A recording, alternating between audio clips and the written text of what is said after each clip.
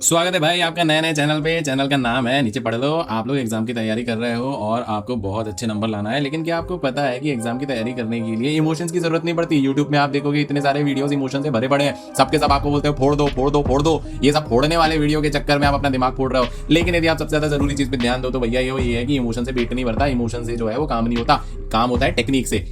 तो भैया ऐसी कौन सी टेक्निक है जो आप बताने जा रहे हो? ऐसी टेक्निक बताने जा रहे हैं जो कि रिसर्च बेस्ड है। आज से ठीक 10 साल पहले आप 2013 में जॉन डनलॉस्की, जिन्होंने improving students learning with effective learning technique, ये रिसर्च रिपोर्ट जो थी वो आप देखो स्क्रीन पे दिखाई दे रही है। इसमें ये बताया हुआ है कि जो स्टडी टेक्निक्स हम लोग यूज करते हैं और इंडियन एजुकेशन सिस्टम या ऑल ओवर द वर्ल्ड भी हम देखें तो जितनी भी ट्रेडिशनल लर्निंग टेक्निक्स हैं उन टेक्निक्स की धज्जियां उड़ाती है ये वाली रिसर्च रिपोर्ट। भैया देखो, जब आप एग्जाम की तैयारी करोगे तो आप क्या करोगे? सबसे पहले रीड करोगे किसी भी चीज को। हम लोग करते हैं ना कि एग्जाम समय आ गया, एग्जाम समय आ गया, पढ़ाई करना है। अरे भाई पढ़ाई नहीं करना है, क्योंकि री रीडिंग जो है इस रिसर्च के हिसाब से वो लो यूटिलिटी है। इसका मतलब री रीड आप करोगे तो आपको 20% 30% इतना ही फायदा मिलने वाला है। ठीक है भाई, हम री रीड नहीं करेंगे, हम करेंगे समराइज। हम कॉन्टेक्स्ट को समराइज करेंगे, हम अपनी पढ़ाई को समराइज करेंगे, समरी बनाएंगे। अरे तो भैया समरी भी यदि आप बनाने जाओगे तो इस रिसर्च के हिसाब से समराइजेशन है वो भी लो यूटिलिटी है, मतलब 20-30% आपको फायदा मिलेगा। और ये जो रिसर्च है ये हजारों स्टूडेंट्स पे की जा चुकी है। एक लंबा चौड़ा 50 पन्ने का पूरा डॉक्यूमेंट है, यदि आप देखोगे तो आपको इंटरनेट पे मिल जाएगी।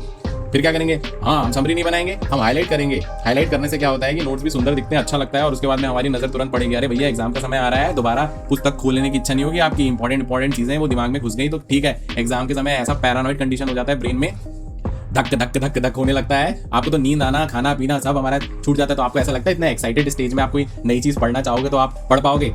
तो हाईलाइटिंग भी जो है वो लो यूटिलिटी है इस रिसर्च के हिसाब से।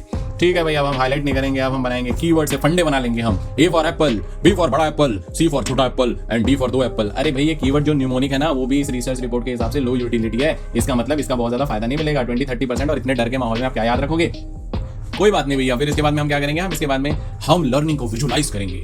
लर्निंग को विजुलाइज करने से पिक्चर बन जाएगी। अरे मेरे भाई, लर्निंग जो है वो विजुलाइज करोगे, पिक्चर बन जाएगी, ठीक है। लेकिन उन स्टूडेंट्स का क्या जो अभी तक पिक्चर नहीं बना पाए, पिक्चर की चक्कर में पड़ गए हैं, मोबाइल, वेब सीरीज, शॉर्ट्स, इन सब की पिक्चरें देख रहे हैं, तो उनके दिमाग में इमेजरी यूज फॉर जो टेक्स्ट लर्निंग है ना, टेक्स्ट लर्निंग की पिक्चर नहीं दिखेगी, कोई और पिक्चर दिखेगी। और वैसे भी इस रिसर्च रिपोर्ट में imagery use of text learning को लो यूटिलिटी बताया, मतलब उसका भी उतना ज्यादा फायदा नहीं मिला है। तो भाई फिर आप कहना क्या चाहते हैं? भाई पढ़ाई लिखाई छोड़ दे? अरे नहीं नहीं नहीं भैया, पढ़ाई लिखाई बिल्कुल नहीं छोड़ना है, पढ़ाई लिखाई छोड़ना है। हाँ बिल्कुल, पढ़ाई लिखाई छोड़ना है आपको। मैं 3 स्टडी टेक्निक्स बता रहा हूँ जो इस रिसर्च रिपोर्ट में थी, और आपने बहुत यूट्यूबर से उससे थोड़ा थोड़ा नाम सुना होगा। ये जो चैनल है ये इस टेक्निक पे डिटेल्ड डिस्कशन करने के लिए, डिटेल एक्टिविटीज करने के लिए, डिटेल्ड यानी पूरा डिटेल ही है। तो कहने का मतलब ये है कि भैया आपको सबसे पहले ध्यान देना है सबसे बेस्ट स्टडी टेक्निक जो इस रिसर्च रिपोर्ट के हिसाब से आई है, और हजारों स्टूडेंट्स ने, लाखों स्टूडेंट ने इसको ट्राई भी किया है। आप समय आ गया, आप इसको ट्राई करो। वो है एक्टिव रिकॉल या प्रैक्टिस टेस्टिंग। एग्जाम के समय में आप क्या करते हो भैया? एग्जाम के समय में आप सीधे सीधे इन्फॉर्मेशन को अपने ब्रेन से बाहर करते हो, लेकिन एग्जाम के ठीक एक पहले क्या करते हो? नोट्स निकाला, माइंड मैप निकाला, उसको आप भरते हो आप अपने दिमाग में पुस्तक से निकाल करके या नोट से, कॉपी से निकाल करके। तो उल्टा काम कर रहे हो ना।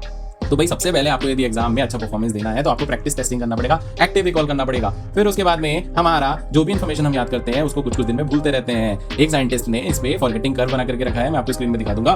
तो वो उसके हिसाब से आप इन्फॉर्मेशन जो रहता है कुछ कुछ दिनों में पूरी तरह से भूल जाते हो, आपको याद नहीं रहता, क्योंकि आज का जमाना ही ऐसा है भाई, घोर कलयुग है, तो इन्फॉर्मेशन जो है वो वैसे दिमाग से उड़ते जा रही है। तो भैया इसके लिए स्पेस रेपिटेशन करना पड़ेगा, जो कि दूसरी टेक्निक है। तो पहली एक्टिव रिकॉल, दूसरी है स्पेस रेपिटेशन। कि थोड़े थोड़े समय में हमको इन्फॉर्मेशन को, जो इन्फॉर्मेशन हम भूल रहे हैं उसी को हम लर्न करें, उसको हम रिवाइज करें, तो ये शॉर्ट टर्म मेमोरी से लॉन्ग टर्म मेमोरी में चली जाएगी। और तीसरी जो टेक्निक है वो है इंटरलीव्ड प्रैक्टिस। मतलब एक सब्जेक्ट को 4 घंटे नहीं पढ़ना है, आपको एक सब्जेक्ट को थोड़ी देर पढ़ना है, फिर एकदम से, जैसे आप मैथ्स पढ़ रहे हैं तो एकदम से एसएसटी पढ़ने लग जाइए थोड़ी देर बाद, और उसके थोड़ी देर बाद ही बिना सोचे समझे कोई तीसरा सब्जेक्ट उठा लीजिए, बिना सोचे समझे कोई चौथा सब्जेक्ट उठा लीजिए। इसको बोलते हैं इंटरलीव्ड प्रैक्टिस। एक स्पोर्ट्स कोच ने जब अपने प्लेयर्स को बहुत, जो स्पोर्ट्स प्रैक्टिस में जब वो करा रहा था, आपने देखा होगा ना, क्रिकेट टीम जब प्रैक्टिस करती है तो फुटबॉल खेलने लग जाती है ना, रग्बी खेलने लग जाती है, तो ये इंटरलीव्ड प्रैक्टिस होती है। इससे उनके क्रिकेटिंग स्किल्स में बहुत ज्यादा बढ़ोतरी होती है। तो ऐसा ही इंटरलीव्ड प्रैक्टिस आप पढ़ाई के साथ में कर सकते हो, जिसके कारण से आप सडन यदि चेंज कोई सब्जेक्ट पढ़ना करते हो तो आपके मन को बोरियत नहीं लगती। जब आप एक ही सब्जेक्ट लंबे समय तक पढ़ते हो तो मन फिर थकने लग जाता है। बहुत ही पावरफुल चैनल है ये। आगे मिलते हैं भैया और जबरदस्त बातों को लेकर के, तब तक जय हिंद।